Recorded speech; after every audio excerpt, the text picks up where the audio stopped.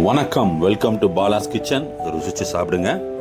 தக்காளி தொக்கு, தக்காளி ஊறுகாய், எது வேணால் சொல்லலாம். குறைஞ்சபட்சம் ஒரு 6 மாதம் ஒன்றாகாமல் இருக்கும். Purely homemade in Bala's kitchen. No preservative. இப்போ வெளியெல்லாம் பார்த்தீங்கன்னா வினிகர் சில இதெல்லாம் ஊற்றுவாங்க கெடாமல் இருக்கிறதுக்கு. அந்த மாதிரி எதுவுமே இல்லாமல் பியூர்லி ஹோம்மேட் தக்காளி தொக்கு. தக்காளி தொக்குன்னு சொல்கிறாங்க. நாங்கள் எங்கள் சைடில் தக்காளி ஊறுகான்னு கூட சொல்லுவோம். ரொம்ப நாள் வரும். இது போட்டு ஏற்கனவே நான் போட்டிருந்தேன்.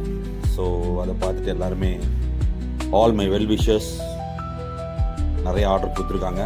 ரொம்ப ரொம்ப நன்றி. இது செய்கிறதுக்கு ரொம்ப லாங் ப்ராசஸ் மாதிரி. அது கொஞ்சம் மெதுவாக தான் செய்யணும். சில பேர் ஃபாஸ்ட்டாக செய்வாங்க. அது லைஃப் இருக்காது. ரொம்ப நாள் வரணும்னா அது பொறுமையாக செஞ்சால் தான் தக்காளி தொக்குக்கு லைஃப் நல்லா வரும். அதே மாதிரி பார்த்தீங்கன்னா இந்த தக்காளி தொக்கு மல்டிப்புள் ஐட்டத்துக்கு யூஸ் பண்ணலாம். நிறைய ஐட்டம் யூஸ் பண்ணலாம். இட்லி, தோசை, சப்பாத்தி, சாதம், ஒன்றுமே இல்லைன்னு வைங்களேன். சாதத்தை வடிச்சிட்டு இது ஒரு ஸ்பூனை போட்டு நல்லெண்ணெய் ஊற்றி சாப்பிட்டோம்னு வைங்களேன், வேறு லெவலாக இருக்கும். ட்ரை பண்ணி பாருங்கள், சூப்பராக இருக்கும். தக்காளி தொக்கு ரெடியாக இருக்குது.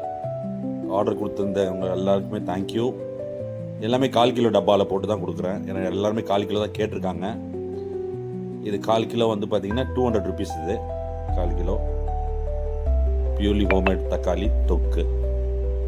நாங்கள் வந்து ஆயில் எல்லாமே கரெக்டாக கொடுப்போம். பட் கன்சென்ஸ் என்னன்னா, நீங்கள் வீட்டில் கொஞ்சம் நல்லெண்ணெய் காய்ச்சி நல்லெண்ணெய் ஊற்றி தருவோம். நீங்களும் கொஞ்சம் நல்லெண்ணெய் காய்ச்சி ஊற்றி கட்டாயம் கொடுக்கணும்.